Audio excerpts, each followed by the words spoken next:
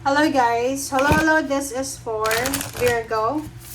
Welcome dito sa aking channel, Kapalaran 888 Virgo. Alamin natin kung anong messages, vibration, gabay, energy para sa lahat ng Virgo. Alright, Virgo. Emerging the grace, into grace. I open my soul to grace. Wow.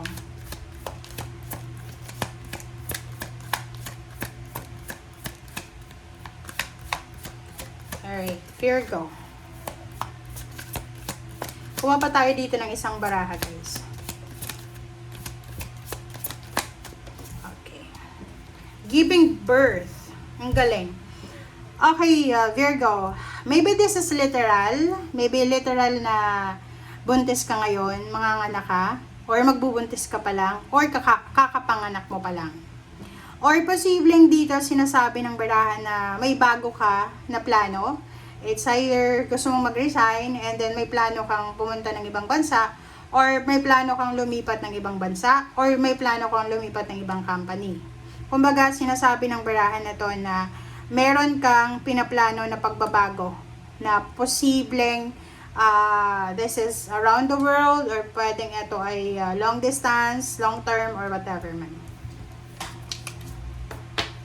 Emerging into grace. So, handang-handa ka na. You are ready. Kumbaga, skilled ka na. Halimbawa na gusto mong pumunta ng ibang bansa para mag-explore ng possibilities sa finances. Nakikita ko sa'yo dito na handa ka naman eh. Fully equipped ka, 'di ba? Magaling ka siguro mag-English, magaling ka sa skills mo, mga additional skills ka, trainings, whatever man, handa ka. Kumbaga, marami kang experiences. So, you're ready. Open ka and ready ka sa kung ano pa man na blessings na isha-shower sa'yo ng universe. Okay.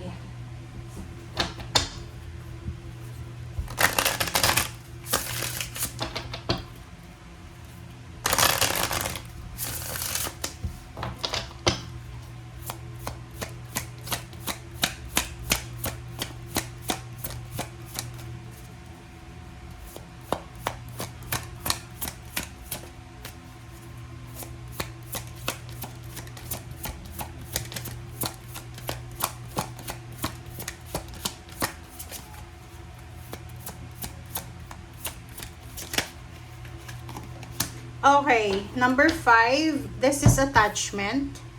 Okay, attachment number 5. So, dito sinasabi ng baraha na meron ditong Virgo na you are worried, nag-aalala ka.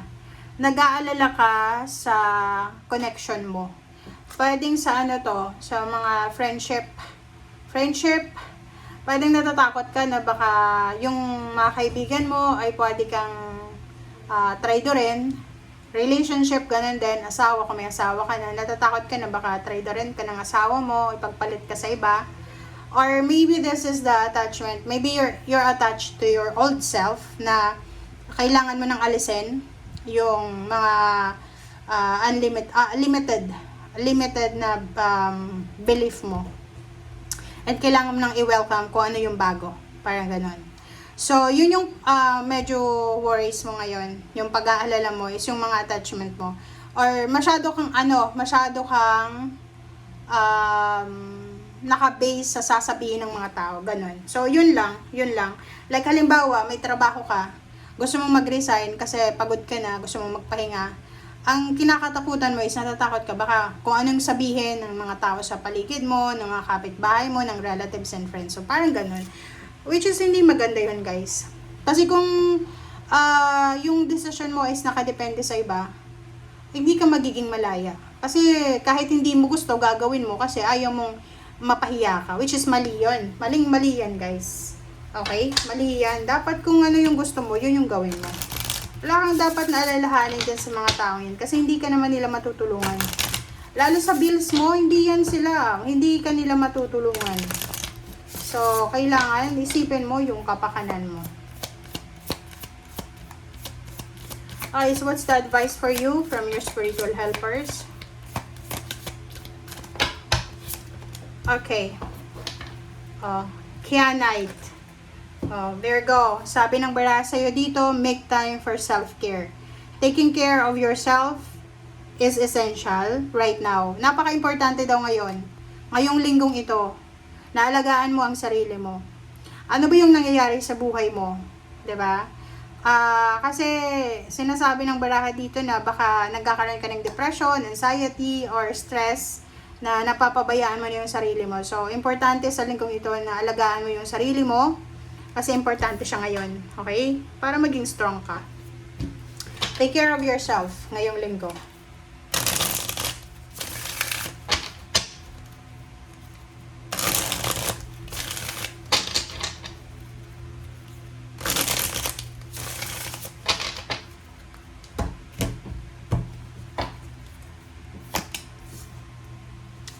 Okay, Explorer of Pentacles, Seer the Fool, Seven of Swords, and Hierophant. Okay.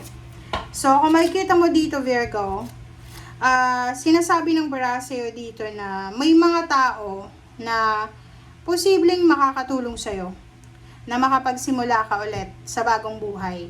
Like for example, may mga connection ka na pwedeng makatulong sa'yo para makaalis ka sa stagnant na situation mo and makalipat ka ng bago. Another is, meron din dito na tao, mag-iingat ka ha. If it's Gemini, kung zodiac sign ni Gemini yan, balak kang tulungan or balak mong humingi ng tulong sa isang Gemini, pag-isipan mong mabuti. Huwag kang magte-take ng risk. Okay? Lalo na kung tungkol ito sa pera. Lalo kung tungkol ito sa trabaho, international or local man.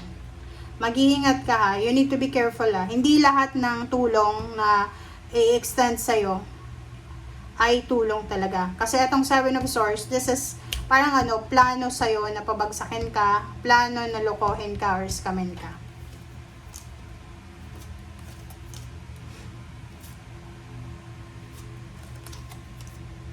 Wow, ang galing nito guys. Ito naman sinasabi ng baraha sa iyo na if you're married, are you married, Virgo? Kung may asawa kang Virgo, sinasabi ng baraha sa iyo dito na isang business opportunities ang posibleng gagawin yung dalawa. Mag-asawa, mag-boyfriend, girlfriend, mag-best friend, kayo ay posibleng magpa-partner together para sa isang business or para sa isang trabaho. And nakikita ko sa'yo dito na sobrang makakatulong to sa'yo. Lalo sa mag-asawa, mag-boyfriend, girlfriend. Etong partnership na to guys na gagawin nyo ay makakatulong to para sa security and sa harmony ng relationship nyong dalawa. Explorer of Cups and the Emperor. Wow. Makinig ka. Virgo, ang ganda na ito. Kasi dito sa barahang to, sinasabi na balita, communication, letter, chat, call, any communication na darating sa'yo. Okay? And nakikita ko sa'yo dito na sa relationship, napaka-powerful mo. Kumbaga, wala kang dapat na problemahin sa relationship mo. Kumbaga, halimbawa dati, hindi ka masyadong parang dominant ka ba sa relationship nyo ngayon. And nakikita ko siya dito yung Emperor eh. 'Di ba? You're in power eh. 'Di ba? Nasa ka eh. Ikaw yung pinaka-center. Kumbaga yung relationship mo ay natatakot sa iyo yung partner mo. Parang ganun. Okay, Seven of Cups. And then Guardian of Pentacles. Wow, ang galing na ito guys. Sabi ng baraha sa'yo dito, mag-iingat ka lang sa pera. Okay, Virgo? Kung may pera ka ngayon, especially lump sum of money, you need to be careful. Kasi, posibleng, i-guard mo yung pera mo. Kwartyahan mo yung pera mo. Bantayan mo yung pera mo. Kasi, posibleng may kapamilya ka na mag-o-offer sa'yo ng mga kung ano-ano. Like, eto, bilhin mo yung lupa, bahay, eto, mag-invest ka dito. So, because na-pressure ka, gagawin mo. So, you need to be careful. You need to be careful sa pag-handle ng salapi mo kasi baka ma-heartbroken ka. Kung may lump sum of money ka ngayon, ilagay mo lang muna sa bangko. or isave mo kung saan mo gustong isave. Pero, wag mong hahayaan na ibang tao yung mag-manage ng pera mo. Okay? Thank you guys. Bye!